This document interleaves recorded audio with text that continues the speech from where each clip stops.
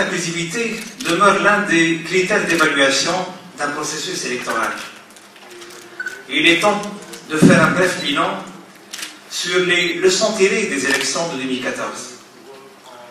Je pense que ce qui a été fait est remarquable. Et je vais vous présenter quelques chiffres, mais il est important d'avoir un tableau de bord. Un tableau de bord qui présente les indicateurs précis concernant notre question d'aujourd'hui.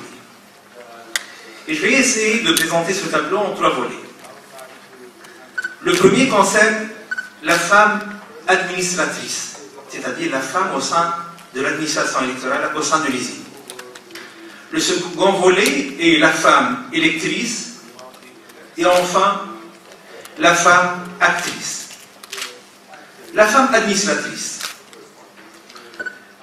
La place de la femme au sein de l'ISI a évolué. Au conseil de l'ISI, nous avons 3 sur 8 membres qui sont femmes, et j'atteste, je me permets d'ailleurs de faire ça, qu'elles ont fait un travail exceptionnel et remarquable. En 2011, il y avait 2 femmes sur 16 membres. Donc on est passé du 1/8 au 1/3. Dans l'appareil exécutif, sur 584 employés, nous avons 202 femmes. Au bureau de vote, 21 189 membres sont des femmes, ce qui donne 50,07%. Donc je pense que les hommes, nous pensons déjà à une discrimination positive pour le futur. Et j'espère que mon ami Hafid Ashqir va nous appuyer dans ce sens.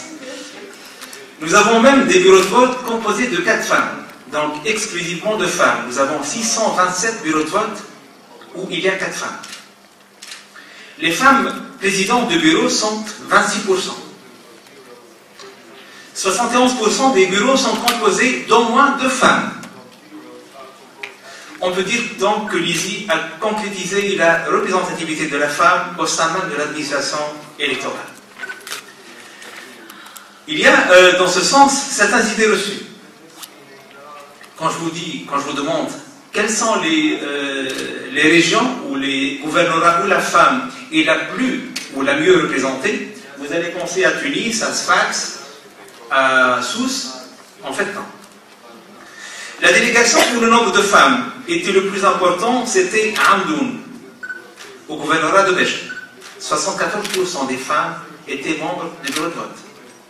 Et vous allez voir dans le rapport, il y a des chiffres qui vont vous surprendre. Je passe au deuxième volet. La femme électrice. 2 éléments contradictoires sont à signaler. Le nombre des électrices, le taux en fait des électrices est de 46,10%. C'est-à-dire 2 446 393 électrices. C'est un chiffre en fait globalement satisfaisant. Mais la chose alarmante, c'est que environ de 300 000 femmes n'ont pas de carte d'identité nationale. Donc, elles n'ont pas la clé de la citoyenneté en fait. Elles n'ont accès à aucun droit. L'ISI a essayé, dans le peu de temps qu'elle avait, de mener cette opération, bien que ça ne fait pas partie de son mandat, pour permettre à ces femmes d'avoir ce document clé, ce document donc, qui va permettre en fait l'accès aux droits. Voilà un chantier très important que la société civile, les associations doivent évidemment accomplir. Enfin, j'arrive au 3e volet, la femme actrice. Là, le bilan n'est pas réjouissant. Bien que la loi a imposé la parité et l'alternance dans les candidatures législatives, 2 chiffres révèlent que nous sommes encore loin de l'effectivité du principe de l'égalité. C'est vrai que 48% des candidats aux législatives, 48% des candidatures sont des femmes. Mais seuls 126 sont tête de liste. La couverture médiatique de la femme actrice a été très faible. 5% du volume global de la couverture médiatique. 3% pour les médias électroniques. Et vous allez trouver dans notre rapport, qui va être mis en ligne à la fin de la semaine prochaine, des chiffres, donc des taux exacts. Il faut noter que le taux de participation de la femme a été important dans les missions d'observation nationale. La lettre, avec 71,54%, a enregistré le taux le plus élevé.